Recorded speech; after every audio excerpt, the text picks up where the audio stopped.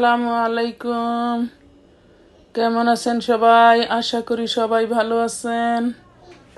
আজকে আমরা বাগান থেকে সবজি তুলতেছি, কাঁচা টমেটো তুলতেছি। আমরা টমেটো পাকাই না, কারণ পাকা টমেটো তো সবসময় কিনা খাইতে পারি। এই জন্যই তো একটা কোয়াশ হয়েছে, কোয়াশটা তুললাম। কাঁচা টমেটোর সালাদ এবং তরকারি দুইটাই খাই আমরা।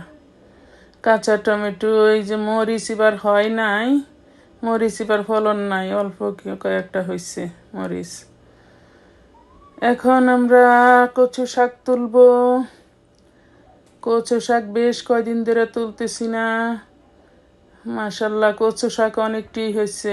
আলহামদুলিল্লাহ আলহামদুলিল্লাহ।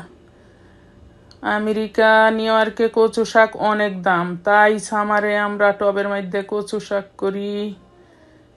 খাওয়াটা তো চলে, যাই হোক, খাইতে পারি, এইটাই তো আলহামদুলিল্লাহ আলহামদুলিল্লাহ। কচু শাক তুলতেছি, কচু শাক তুললাম। এখন নেক্সট ভিডিওতে কে কি দেখতে চান কমেন্টে লেখা যায়েন, আর লাইক, কমেন্ট, শেয়ার, সাবস্ক্রাইব করেন প্লিজ।